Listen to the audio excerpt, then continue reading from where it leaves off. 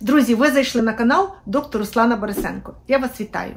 Тема сьогоднішньої нашої розмови буде присвячена ковідній інфекції. А саме ми поговоримо про те, як відновити свій організм після цього захворювання, як встановити свої сили і якнайшвидше реабілітувати своє тіло після цього важкого недугу. Насамперед хочу сказати, що при цій інфекції вражається не лише легенева система, а вражаються кілька систем організму. Вражаються ті системи і органи, які мають велику кількість ACE2 рецепторів. Це, власне, ті рецептори, за які зачіпляється вірус, попадаючи в наше тіло, там починає розмножуватись і, власне, в тих системах і органах відбувається найбільше запалення. А саме це судини, це наш головний мозок, це наш шлунково-кишковий тракт і, звичайно, легенева система, то ми говоримо про мультисистемне враження оцим вірусом. Давайте почнемо з головного мозку. В головному мозку є багато ACE2 рецепторів. І одна із причин, за думкою багатьох лікарів, чому ми втрачаємо нюх і смак? Через те, що концентрація оцих рецепторів велика в тому місці, де ми маємо центр нюху і смаку. Вірус, попадаючи туди, пошкоджує ці центри і, власне, через те ми маємо втрату таких наших відчуттів. Інакша теорія є, що в нашій носовій порожнині оці нервові закінчення також пошкоджуються вірусом і через те відбувається втрата нюху. Що робити в цьому випадку? Дуже просто. Лікарі рекомендують робити стимуляцію регенерації оцих участків. Що я тільки що сказала? Розказую. Дуже просто. Берете ось такий ватний тампончик, берете ваші любимі ароматичні олії. У мене ось тут є евкаліпт, у мене є лимон і в мене є м'ята. Можна поокремо крапати евкаліпт, окремо лимон або м'ята. Можна брати мікс таких олій, капаєте, підносите до носа і протягом 5-10 хвилин, протягом дня кілька разів нюхаєте. Ви робите таким чином стимуляцію і якби відкриваєте ці центри знову для того, щоб вони мали оцю чутливість, підняти чутливість цих центрів. До речі, говорячи, чим можна ще стимулювати, мене іноді хворі запитують, чи можна вдихати якісь такі різкі речі, такі як ацетон, такі як клей, якісь ще щось такого. Знаєте, моя думка є така, що ці всі синтетичні речі, ацетон, це ж молекули потрапляють, власне, до вас в організм. Для чого те, що називається засмічувати ще далі ваше тіло якимись хімікатами і якимись штучними синтетичними речами? Коли є ось такі чудові ароматичні олії, молекули яких являються самі по собі лікувальними. От, наприклад, пепермінт, м'ята, коли є заложення в носі, коли є головна біль, вона сама по собі, така олія, допомагає краще себе почувати. Наступне, на що люди скаржаться після коронавірусної інфекції, це те, що в них з'являються симптоми подразнення нервової системи, такі як дратівливість, такі як страх, особливо ті люди, які пережили недостачу кисню в їхньому організмі, в них цей страх знаходиться, цих людей безсоння з'являється. Тобто ось такі симптоми враження нервової системи. Що робити в цьому випадку? Знаєте, не потрібно терпіти ці симптоми, потрібно допомагати. А саме, якщо вам допомагають заспокійливі чаї, можна заварювати чаї, меліса, м'ята, ромашка, календула, пити такі чаї протягом дня, а на ніч можна випити капсулку валер'яни. Якщо вам допомагають якісь інакші препарати, які ви раніше брали, і ви знаєте, що вам, наприклад, тільки валер'яна допомагає, пийте валер'яну, заспокоюйтесь. Якщо вам потрібно навіть якісь легкі снодійні, через те, що ви втрачаєте свій сон, також потрібно з цим працювати. Через те, що коли людина в постійно такому дратівливому стані, то виробляється постійно кортизол, стресовий гормон. І, власне, відбувається спазм судин, під час стресової ситуації, і це не допомагає нашій реабілітації. Через те робіть все для того, щоб бути спокійними, не нервувати і працювати з ось такими якимись симптомами. Під час коронавірусної інфекції вражаються судини. Ми це знаємо. Самі перші пацієнти, які мали таку хворобу, деякі з них померли через тромбози. Лікарі не могли зрозуміти, чому молоді люди 25, 30, 35 років помирають від інфарктів і від інсультів. Вся причина в тому, що відбувається величезне запалення в судинах, це призводить до тромбоутворення і, власне, ось такі фатальні результати в вигляді інсультів і інфарктів можуть бути. Що в цьому випадку потрібно робити?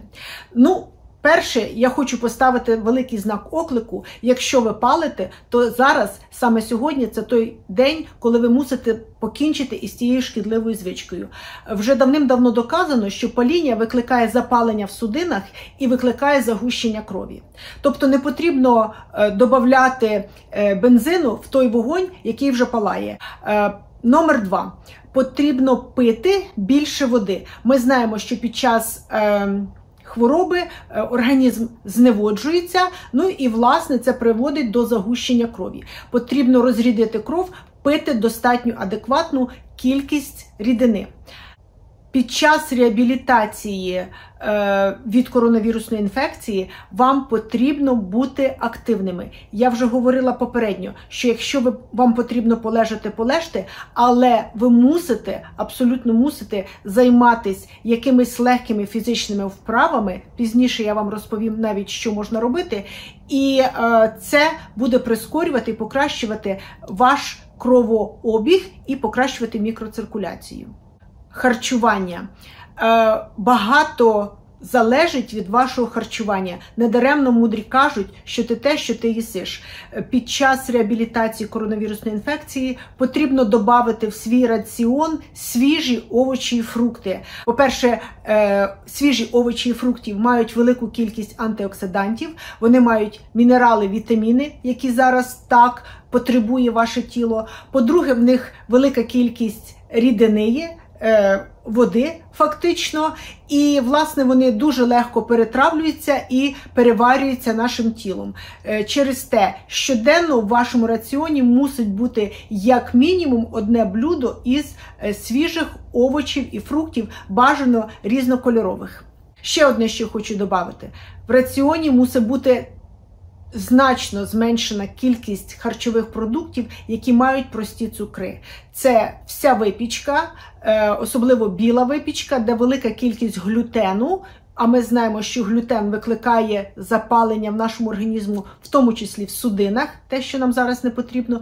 І, звичайно, цукри, через те, що велика кількість цукру в крові, в судинах, вона також викликає запальні процеси. Що рекомендується додати до харчового раціону? Насамперед рекомендують додати куркуму. Куркума – це спеція, яка має протизапальні, які має протибольові або обезболюючі і протиракові властивості. Можна додати в вигляді спеції ваші блюда, а можна в вигляді саплементів, в вигляді капсул вживати кілька разів в день. Рекомендують додати імбир. Імбир – це рослина, власне, як її можна їсти. Обчистити шкурочку, можна видавлювати в вигляді соку, можна відрізати маленькими шматочками, брати в ротову порожнину і, власне, смоктати так, як цукерку. Рекомендується вживати омега-3. Омега-3 мусить бути високоякісний, якщо ви в вигляді саплементів, високоякісний саплемент. І омега робить кілька речей. Вона має протизапальну дію, вона має кроворозріжуючу дію, і вона встановлює і, власне, добре впливає на роботу серцево-судинної системи. Не забувайтесь про те, що судини в нас також є і в серці. І також нам потрібно підтримати серцево-судинну систему, яка, окрім всього того, працювала з великим напруженням, коли в нас була висока температура, коли в нас були якісь ситуації. Через те серцево-судинну систему також потрібно підтримати. Якщо ви не вживаєте саплементів, то потрібно для поповнення омеги в організм, вживати велику кількість або хоча б додати до свого раціону жирні риби. Це лосось, це горбуша, це сардини, це івасі, те, що називається, тобто жирні сорти риби. Рекомендують додати резвератрол, це також потужний антиоксидант, який допомагає роботі серцево-судинної системи. Ну і як я говорила раніше і повторюсь, додати до свого раціону прийом цинку і вітаміну Д і вітаміну С. Під час лікування коронавірусної інфекції лікарі особливу увагу приділяють загущенню крові. Для цього вони вам приписують спеціальні препарати, які коляться, потім можуть прийматись перорально. Але хочу вам сказати, що дві таких рослини, як донник і кора білої іви, вони натурально розріджують вашу кров. Але потрібно мати на увазі, що вони можуть подразнити шлунково-кишковий тракт. Іноді пацієнти, які мають ковідну інфекцію, приходять до лікаря із скаргами на розлади в шлунково-кишковому тракті, ШКТ. І, власне, ми знаємо, чому це відбувається. Через те, що в ШКТ є велика кількість оцих рецепторів, ACE2 рецепторів, завдяки яким вірус, потрапляючи в організм, викликає в цій системі запалення, ну і далі вже розповсюджується по всьому організмі. Власне, під час захворювання на ковідну інфекцію ця система пошкоджується два рази. Перший або двічі. Перший раз вона пошкоджується безпосередньо запаленням, яке призводить ковід, сам вірус. А по-друге, це коли під час лікування вже вживається велика кількість антибіотиків, іноді люди вживають кілька антибіотиків, вживають протизапальні, якісь нестероїдні протизапальні препарати, стероїди вживають, і таким чином також пошкоджується ця система. Симптоми пошкодження цієї системи можуть бути широкі, починаючи від втрати апетиту, нудоти, втрати смакових якихось властивостей, до болей, до діареї, запорів, метеоризму, тобто широкий спектр симптоматики. Що робити в цій ситуації? Ну, по-перше, я вже третій раз повторююсь в цьому відео, потрібно змінити своє харчування. Харчування мусить бути висококалорійним, високоякісним і переважно висока калорійність вашого раціону мусить бути збільшена за рахунок високоякісних жирів. Жири нам потрібні не тільки для того, щоб встановити енергетичні сили організму, але й для того, щоб встановити сурфактант в легенях. Сурфактант – це така речовина, яка допомагає нашим альвеолам, це такі мішечки в легенях, бути відкритими. 80% сурфактанту складається із жиру. Власне, були проведені дослідження, які показали, що люди, які сидять на низькожировій дієті, в них стають слабкими легені. Так от, нам потрібно висока калорійність нашого харчового раціону за рахунок високоякісних жирів. Які жири я маю на увазі? Ну, по-перше, це вершкове масло. 82% органічне масло, якщо ви знайдете таке, або домашнє масло, прошу дуже, ви мусите вживати в кожну вашу страву. Наприклад, якщо ви снідаєте, ви можете зробити зернову якусь кашу, наприклад, гречану, і покласти туди достатньо велику ложку вершкового масла. Ви можете вживати самі вершки, також можете як десерт їх мати, можете мати їх як додаток якийсь до вашої їжі. Вживайте, будь ласка, якісну оливкову олію, вживайте кокосову олію. Тобто ваш раціон мусить бути збагачений жирами. Прийоми їжі мусять бути частими і порції мусять бути невеликими. Тобто розрахуйте свій раціон таким чином, щоб ви їли як мінімум 6-7 разів і розмір їжі мусить бути не більше 250-300 грамів або мілілітрів. Необхідно до вашого раціону під час реабілітації додати продукти, які є натурально ферментовані. Це може бути, наприклад, кисла капуста, квашена капуста. Квашена капуста, вона є унікальним харчовим продуктом через те, що в ній є величезна кількість натурального вітаміна С, і в тому числі під час сквашування, зброжування в ній утворюється біфідобактерія, тобто ота нормальна добра бактерія, яка повинна колонізувати наш кишківник. Поряд із кислою капустою можна вживати інші овочі і фрукти, які є натурально сквашені або ферментовані. Під час реабілітації найкраще вживати найбільш натуральні види харчових продуктів. Іноді люди, в яких була важка форма захворювання і лікувались на ІВЛ-ах або ШВЛ-ах, вони мають симптоми так званого сухого роту. То також із цим потрібно боротись через те, що оця сухість може визвати тріщини в ротовій порожнині, і, власне, це є якби воротами для подальшої якоїсь інфекції. Що потрібно робити? Ну, по-перше, якщо така ситуація є, біля вас мусить бути постійно стакан з водою, і кожних 5-10 хвилин ви можете брати ковток води. Це буде допомагати, але іноді краще, щоб постійно утворювалась слина в роті, жувати, наприклад, жуйку. Жуйку можна купити без цукру, і таким чином постійна стимуляція залоз. Можна смоктати цукерки, які є смоктульки. Зараз є велика кількість таких цукерочок, які мають якісь чи м'яту, чи мед, які можна купити в аптеках, також для стимуляції продукції слюни. На сам кінець давайте поговоримо про реабілітацію дихально-легеневої системи. Як ми знаємо, ковідна інфекція шкодить легені, і це переважно нижні відділи наших легенів.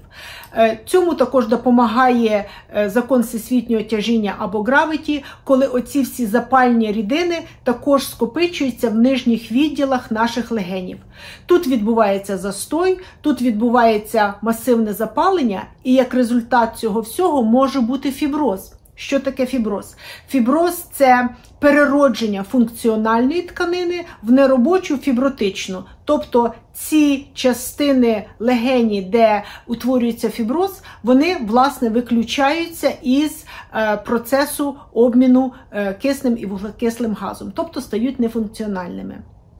Що потрібно робити для того, щоб запобігти розвитку фіброзу і позбутися якнайшвидше запального процесу?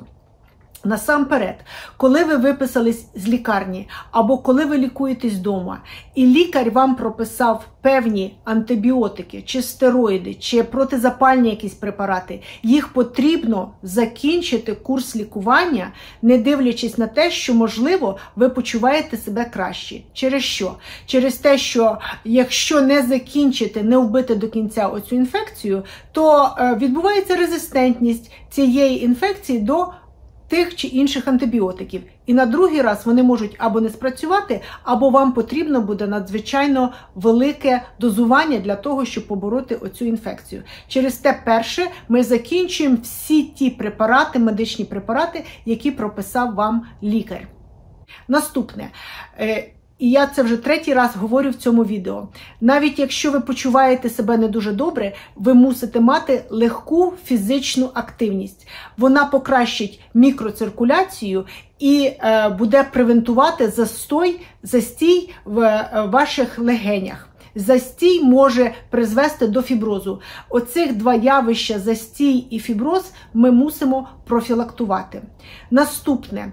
Ви можете робити інгаляції для покращення відкашлювання, відхаркування запального того слизу із ваших легенів. Для цього ви можете робити інгаляції, брати літр кип'ятку, крапати кілька крапель евкаліптової олії, додати туди 1 столову ложку соди і таким чином 10-15 хвилин дихати таким розчином. Після того у вас буде покращене відкашлювання, відхаркування оцього запального слизу. Наступне, що ви можете робити для покращення і збільшення робочого об'єму легенів. Ви можете робити дві речі. Якщо у вас було важкий перебіг хвороби, ви мусите бути з цими двома вправами обережні. Ви берете стаканчик води, ви берете соломинку і стараєтесь дути в соломинку, щоб утворювались бульбашки. Таку вправу ви можете робити кілька разів на добу. Наступне, що ви можете робити, але також будьте з цим обережні, ви можете просто надувати кульки. Таким чином ви будете розширювати і розтягувати легеневу тканину. Знову ж таки, з кульками потрібно бути обережними. Коли була важка форма хвороби, з кульками потрібно трошки почекати.